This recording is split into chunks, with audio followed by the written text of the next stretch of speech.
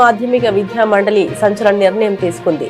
12వ తరగతి బోర్డు పరీక్షల జవాబు పత్రాల రీవాల్యుయేషన్ ప్రక్రియ నుండి కోయంట్ ఎడ్యుకేట్ ప్రైవేట్ లిమిటెడ్ సంస్థను తప్పించింది.